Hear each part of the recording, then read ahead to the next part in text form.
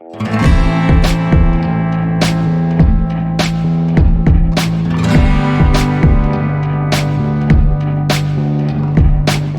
पहले एक वीडियो बना चुके हैं डिफेंस सेक्टर के ऊपर। मेनली कोई जो भी मिलिट्री ज्वाइन करना चाहता है कैसे कैसे कर सकता है, क्या क्या रास्ते खुले हुए हैं उसके ऊपर। उसमें हमने सिविल सर्विसेज का भी जिक्र किया हुआ है। तो अगर हम थोड़ा उस पर भी ध्यान दें, जब एक मिलिट्री की बना चुके हैं तो इसके ऊपर भी थोड़ा छेड़ के इस बात बता देते हैं इसमें कैसे कैसे क्या क्या सीन है।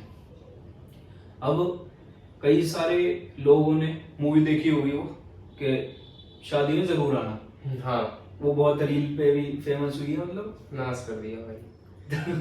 तो उसमें क्या, अब लोगों ने परसेप्शन क्या बनाया उससे, ब्रेकअप कईयों का ना भी हुआ हो लेकिन उनके दिमाग में आता कि हमें ये पोस्ट अचीव करनी है। अपने दिमाग में एक इमेजिनरी दुनिया बना ली कि हमने धोखा खा लिया और अब हम इंतकाम देंगे। हाँ, तो अब दिमाग में ये चीजें बना के हर किसी के दिमाग में यही है कि बस अब अगर ये पोस्ट अचीव करनी है तो बस यही है कि सामने वाले को दिखाने के लिए या फिर अटेंशन सीख करने अपने लिए ये काम नहीं कर रहा कोई। हाँ, तो इस पे तेरा क्या व्यू है, थोड़ा अपने बारे में शेयर कर। क्या है? सबसे पहले तो मैं यही बोलूंगा कि मेरे को बहुत सारे डीएम्स आ गए इस चक्कर में कि मतलब कि मैं आर्मी के लिए परस्यू कर रहा हूँ या तू कर रहा है या हम दोनों में से कोई सिविल सर्विसेज के लिए कर रहा है। अब इस चीज को मैं बहुत ज्यादा टच कर देता हूँ तो मेनली सब मेरे को कह रहे हैं कि शायद मैं सिविल सर्विसेज के लिए दे रहा हूँ अटेम्प्ट। तो ऐसा कुछ नहीं है, अभी 3-4 साल तक तो कुछ भी प्लान नहीं है सच कि हम दोनों कोई भी गवर्नमेंट सर्विसेज में जाए। जस्ट हम दोनों बहुत ज्यादा क्यूरियस हैं, पढ़ते रहते हैं तो इसलिए बात करते हैं। हम ये इसलिए नहीं पढ़ते क्योंकि हमें कोई गवर्नमेंट एग्जाम क्लियर करना है तो वो भी कर लेंगे और यहाँ भी वीडियो बना लेंगे, ऐसा कुछ नहीं है। हम नॉर्मली न्यूज़पेपर्स पढ़ते रहते हैं, मैगजीन्स पढ़ते रहते हैं। हम हीरोइनों को जिम में नहीं देखते तो हम कुछ तो करना ही है। तो हम वो देखते हैं, वही पढ़ते हैं और वीडियो बनाते हैं। तो अब मेरे को कोई डीएम मत करना कि तुम सीएससी की तैयारी कर रहे हो या कोई इसको भी डीएम मत करना।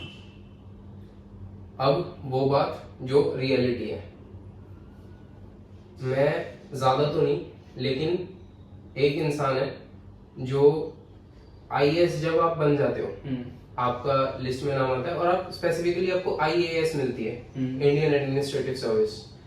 तो आप मसूरी जाते हो ट्रेनिंग के लिए, लबासना। वहाँ पे मौज नहीं होती, वहाँ भी पढ़ाई होती है, उसको ट्रेनिंग कहते हैं। तो उस ट्रेनिंग में one of the faculty LBSNAA में मैं मिला उनसे, उन्होंने मुझे काउंसिल भी की है, अच्छी खासी बात हुई है और एक मतलब 10-12 दिन उनसे पढ़ा भी हूँ तो मेरे को अच्छे से पता है इन चीजों के बारे में। मैं बहुत सारे आईएएस ऑफिसर्स से भी मिल चुका हूँ, आईपीएस से भी मिल चुका हूँ। रेवेन्यू सर्विसेज का कोई बंदा ही ऐसा नहीं है जिससे मैं मिला हूँ, मतलब मैं किसी आईआरएस से नहीं मिला, आईपीएस से मिला हूँ 3-4, आईएएस तो बहुत है जिनसे मैं मिला हूँ। लेकिन मैंने उनकी लाइफ में कुछ ऐसा स्टारडम नहीं देखा जैसा हमको रील्स में दिखाते हैं कि ये लोग सूट पहन के आए हैं। हाँ, रॉयल्टी बहुत होती है, इनके आगे पीछे लोग होते हैं। अगर ये मैं अपना ही इंसिडेंट बताता हूँ। जैसे होता है ना शादियों में कुछ फूफा लोग होते हैं जो सिर्फ मुंह फुलाए बैठे रहते हैं। तो मेरे रिलेटिव की बेटी की शादी थी, वहां पे जब एक आईएएस ऑफिसर आया ना, वो लड़के वालों की साइड से आया था। वो बंदा घुसता है और सब पागल, भाड़ में गया दूल्हा, भाड़ में गई दुल्हन, भाड़ में गया खाना, सब उस आईएएस के पीछे चले गए। और वो आईएएस बहुत ऐसा नहीं था कि भाई मतलब बिल्कुल वो मनीष मल्होत्रा सा बन के आया है, बहुत नॉर्मल कपड़े, वो सिर्फ शर्ट और पैंट में आया था और सब उसके सामने ऐसे बिछ गए जैसे भाई पता ही नहीं भगवान उतर गए। तो ये सिर्फ पोजीशन का नशा है। प्लस उन लोगों को नॉलेज नहीं है, उनको बस ये पता है कि बहुत मुश्किल एग्जाम होता है यूपीएससी, ये क्लियर किया है तो इंसान कैपेबल है। कैपेबिलिटी के बाद उसके बाद पोजीशन है। और कहीं ना कहीं हर इंसान हरामी होता है, हर इंसान को ये लगता है कि ये मेरा काम निकलवा देगा। जैसे वो आईएएस जो है वो इसीलिए आईएएस बना है कि तुम्हारे से टट्टू का काम निकाले हो। तो एक चीज है, मेरे टीचर्स भी ये बहुत बोलते हैं, मैं भी मानता था शुरुआत से, कि आपके रिलेशंस ना हमेशा एक एज के बाद आपके इंटरेस्ट पे बनते हैं। अगर दो लोगों के इंटरेस्ट अलाइन नहीं है तो रिलेशन बन ही नहीं सकता। मैंने कभी नहीं देखा कि किसी आर्मी वाले का किसी मतलब नॉर्मल जॉब करने वाले से दोस्ती हो। अगर पहले से थी तो बात अलग है, लेकिन बाद में नहीं होती। मैंने किसी आईएएस को नहीं देखा कि वो किसी मतलब जैसे वो कॉन्सेप्ट है ना कृष्ण और सुदामा वाला, कि कृष्ण राजा है लेकिन सुदामा मतलब लोअर मिडिल क्लास भी नहीं है, तो ऐसा मैंने रिलेशन नहीं देखा। मैंने आईएएस के रिलेशन किससे देखे? मंत्री से। सीएम का 10 बार दिन में फोन आएगा, ठीक है, और कोई मिनिस्टर्स, एमएलएज, दूसरे अधिकारी। क्यों? क्योंकि ये सिर्फ एक स्ट्रेट गेम चल रहा है कि तू मेरा काम निकलवा दियो, मैं तेरा काम निकलवा दूंगा। रिलेशन यहीं तक ही है। रिटायरमेंट के बाद कोई किसी को नहीं पूछता। अगर आपके अंदर सिर्फ फील्ड वर्क का नशा है, आपके अंदर सिर्फ उस कुर्सी का नशा है, तो वो सारा उतर जाएगा जब आपकी रिटायरमेंट होगी। और मेरे ही एक रिलेटिव है जो मतलब मैं उनसे मिला नहीं हूँ, लेकिन स्टोरीज बहुत सुनी है उनके बारे में। वो आईआरएस थे, तो जिनके वो मेन रिलेटिव थे उन्होंने मेरे को ये बताया था कि जब भी कोई ऐसे मेन फेस्टिवल्स होते हैं हमारे हिंदूज के, होली, दिवाली, तो उनके घर में ना बल्क में आता था सामान एज गिफ्ट्स। मतलब कट्टे भर के ड्राई फ्रूट आ रहे हैं, ऐसे नहीं कि छोटे गिफ्ट्स, कट्टे भर के, गोल्ड आ रहा है, कैश आ रहा है, भयंकर। लेकिन जब वो रिटायर हुए ना तो उसके बाद वो डिप्रेशन में चले गए। क्यों? क्योंकि अब उनके त्योहारों में उनको वो घर भरा नहीं दिखता। पहले मेरे उनके जिन्होंने मेरे को बात बताई, उनके बताने के हिसाब से उनके तो ताऊजी लगते थे वो। तो उन्होंने मेरे को यही बोला था कि पहले तो ताऊजी के पास अगर छोटा सा घर होता ना तो उनके पास पैर रखने की जगह नहीं थी, इतना भरा होता था। एक कमरा पूरा गिफ्ट से ही भरा होता था। और जब वो रिटायर हुए उसके बाद कुत्ते ने नहीं पूछा उन्हें। तो जिनको सर्विस का नशा होता है वो बड़ा प्यार उतरता है फिर, और फिर आदमी हेल्थ से, माइंड से, इमोशनली, मेंटली हर तरीके से डाउनफॉल पे जाता है।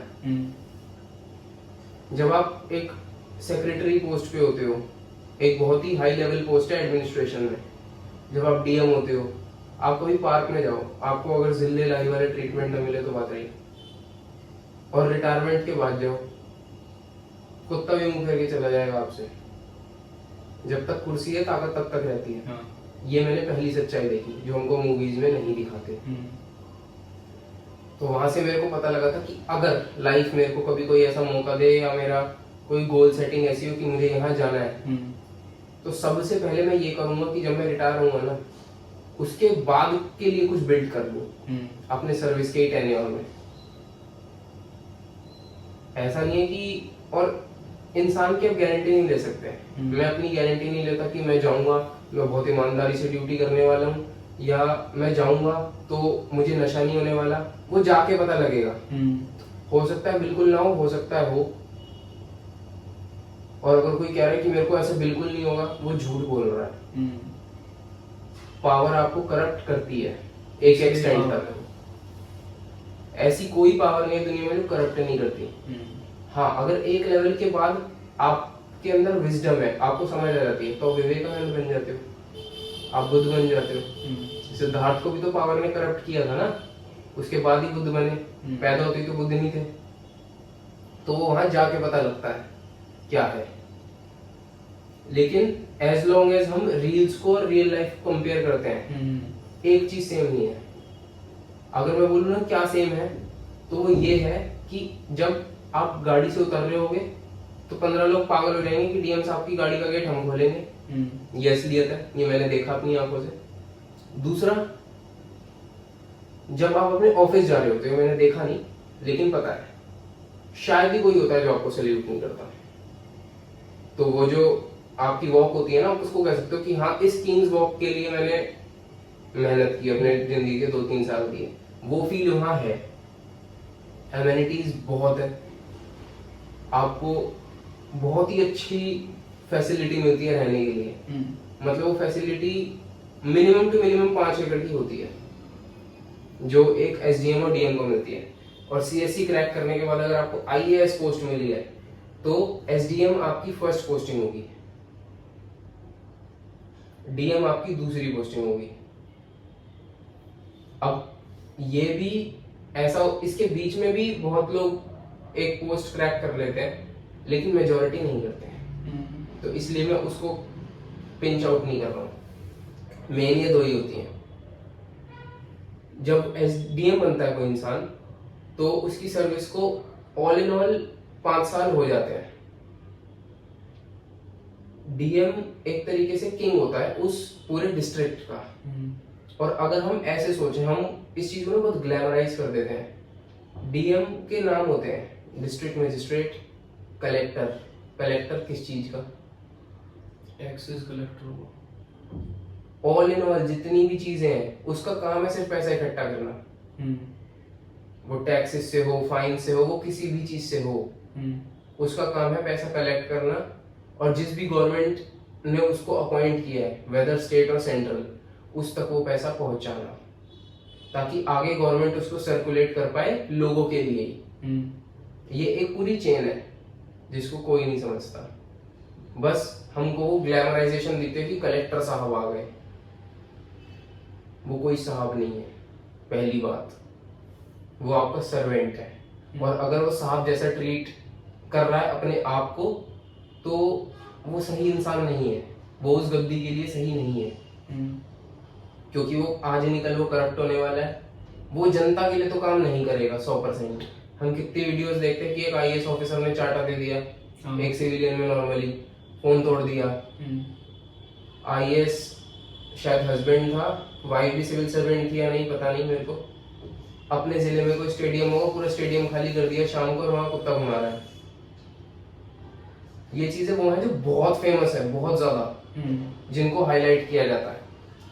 अब मेजोरिटी लोगों से, जैसे मैंने बहुत वीडियोस देखे जिसमें वो माइक लेके सीपी जैसे एरियाज में घूमते और पूछते रहते हैं कि अगर आपके दिमाग में फर्स्ट चीज क्या आती है नाम लो तो उस वीडियो में उस बंदे ने पूछा कि मैं एक चीज का नाम लूंगा, आपके दिमाग में जो फर्स्ट चीज आए तो बताना। उसने बोला आईएएस ऑफिसर। मेजोरिटी लोगों ने बोला कि घूस बहुत खाते हैं। आपने खिलाई कभी? आप कभी आईएएस तक पहुंच भी पाए हो? तो ये वो चीज है ना जो सुनी हुई है, आपने कभी एक्सपीरियंस नहीं की। क्योंकि असली बात ये है, जैसे मैंने बोला कि डीएम किंग होता है एक डिस्ट्रिक्ट का। भाई किंग के पास किंग वाली सिक्योरिटी भी होगी। एक सिविलियन उसके पास बहुत आसानी से नहीं जा सकता है। उसके नीचे इतने लेवल्स हैं, आप सोच नहीं सकते। पहले के टाइम पे भी जब मोनार्की थी ना, कोई भी सिविलियन ऐसे ही उठ के अकबर से नहीं मिल सकता था। अगर ऐसे मिल रहा होता ना, तो 1-2 साल में ही राज चेंज हो रहे होते। कोई वॉर की जरूरत नहीं पड़ती, कोई सिविलियन ही टपका देता राजा को। और सेम ये आज भी है। आप किसी मंत्री से ऐसे उठ के मिल सकते हो, लेकिन मंत्री आपसे मिलने आएगा जब उसको वोट चाहिए होंगे। तो ये बहुत सिंपल गेम चल रहा है, और ये इतना सिंपल है, मतलब ये वो चीज वाटर जैसी है, क्रिस्टल क्लियर। बस आपके अंदर उंगली है, आप बार बार पानी में उंगलियां डालोगे, और जब वो डिस्टर्ब होगी ना, आप उसको लगेगा कि ये सच्चाई है, ये सच्चाई नहीं है। उस चीज को आपने अपने थॉट प्रोसेस से डिस्टर्ब किया। मैं इस चीज को ऐसे ही देखता हूँ। बाकी एज लॉन्ग एज करियर, तो करियर बहुत अच्छा है मेरे नजरिए में। क्योंकि मैं इस करियर की पॉजिटिव और नेगेटिव दोनों जानता हूँ, क्योंकि मैं लोगों से मिला हूँ। और एक लेवल तक मैंने इस लेवल की पढ़ाई भी कर रखी है, और कर रहा हूँ, और करता भी रहूंगा। अगर ऑन एन एवरेज सोचा जाए, जनरली जो आईएएस होते हैं, तो ये किस एज तक रिटायरमेंट ले लेते हैं अपनी? ये डिपेंड करता है। आप किसी को, मतलब वो नहीं बोल सकते एक, अगर मैं एज नंबर ही चाहिए तो 60। नॉर्मली ये कहते हैं कि आपकी सर्विस के 25 साल बाद आप एडमिनिस्ट्रेशन की टॉप मोस्ट सीट पे होते हो। या तो आप ज्वाइंट सेक्रेटरी होगे, या आप कैबिनेट सेक्रेटरी होगे, या आप सेक्रेटरी होगे 25 साल की सर्विस के बाद। इसीलिए एक टीचर है विकास दिव्य कीर्ति सर, वो कहते हैं कि अगर आप 22-23 की उम्र में सीएससी क्रैक कर लेते हैं, तो आपके पास एक अच्छा खासा टाइम बचेगा सर्विस के लिए। तो मतलब अगर आप अपना रिकॉर्ड क्लियर रखते हैं, आप जनता की नजरों में अच्छे होते हो, आप उनको फायदा देते हो, वही बात आ गई ना, interest is equal to relation. आप उनको फायदा देते हो, मंत्रियों की नजरों में ब्लैक लिस्टेड नहीं हो।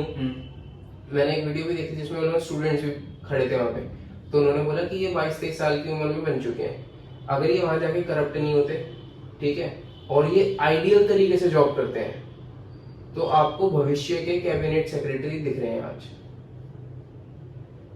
और cabinet secretary extremely powerful post है। हम लोग आईपीएस को ही कहते हैं। एक आईपीएस का जो स्टार्टिंग लेवल होता है वो होता है एसपी। एसपी में इतनी पावर होती है ना, वो जिसको देखे उसको बर्बाद कर दे, सिर्फ 4-5 लोगों को छोड़ के एक जिले में, क्योंकि वो 4-5 लोग वो हैं जो उसको बर्बाद कर देंगे। बाकी ऐसा एक इंसान नहीं है जिसको एसपी खत्म ना कर दे, उसकी जड़ तक फाड़ देगा एसपी। एसपी इतनी पावरफुल पोस्ट है। और उससे 10 गुना पावरफुल पोस्ट होती है एसडीएम की, उससे 10 गुना पावरफुल पोस्ट होती है डीएम की। ये एक बेसिक हायरार्की है, बेसिक। इसके ऊपर की मैं समझाने लग गया ना तो फिर अलग ही गेम चला जाएगा। उस टाइम फिर अगर मैं ऊपर का समझाने लग गया पावर लेवल, तो एक आम इंसान जो बहुत ही नीचे बैठा है, जो कुछ भी नहीं है पावर लेवल्स पे, उसको ऐसा लगेगा कि यार मैं अनसेफ हूँ इस कंट्री में, क्योंकि इतना पावरफुल इंसान है, वो उसकी एग्जिस्टेंस मिटा देगा। वो सच में थैनोस है अगर वो चाहे तो। लेकिन इसीलिए मैं बोलता हूँ कि जो हमारे लीडर्स हैं वो बहुत अच्छे हैं, क्योंकि अगर वो करप्ट हो गए, वो सच में थैनोस है। और पार्लियामेंट में बहुत सारे थैनोस हैं। आप सोचो, आप एज ए सिविलियन आप कहाँ होगे? पेपर से, लोगों के मन से डिलीट हो जाओगे आप। वो लोग इतने ज्यादा पावरफुल हैं, लेकिन स्टिल अगर आप जिंदा हो, आप उनको गाली दे पा रहे हो, इसका मतलब यही है कि वो लोग अपना काम ढंग से कर रहे हैं। पावर ने उन लोगों को करप्ट शायद किया हो, लेकिन इतना करप्ट नहीं कर पाए, लिमिट्स भूल जाए वो। हाँ, बहुत लोग इसलिए भी बोलते हैं, उनको लग रहा होगा कि मैं आउट ऑफ डर बोल रहा हूँ कि कल को मेरे साथ कोई ना हो जाए। ऐसा नहीं है, मुझे सच्चाई पता है, मैं वो बोल रहा हूँ। करप्ट जनता इस देश की, लीडर्स नहीं है, क्योंकि अगर लीडर्स करप्ट हो गए तो जनता जैसा कुछ बचना ही नहीं वाला। जितने आईपीएस बनते हैं ना, आईपीएस ही आधी पॉपुलेशन खा जाए इंडिया की, लिटरली खा जाए। आईएएस तक तो जाने की जरूरत ही नहीं है। और सोच, अगर वो सब इस किलिंग स्प्री पे निकल गए तो एक सिविलियन रह पाएगा यहाँ पे? मेन इंटरेक्शन तो इनसे ही होता है ना सबसे पहले। केओस ही केओस होगी इंडिया में। इसीलिए अगर कोई बंदा मोटा सा चिप्स खाते हुए अपने टीवी पे बोल रहा है कि मोदी ढंग का काम नहीं कर रहा है, इतने लाख के सूट पहनता है या इतनी ढंग की बियर्ड है, वो इसीलिए कर रहा है क्योंकि मोदी ठीक काम कर रहे हैं। एक बार अगर वो डिक्टेटर बन गए ना बेटा, तो पता लग जाएगा नॉर्थ कोरिया और इंडिया में डिफरेंस। तुम्हारी बहन बेटियां सेफ नहीं रहेंगी, तुम खुद सेफ नहीं रहोगे, तुम्हारे घर जैसा कुछ नहीं होगा।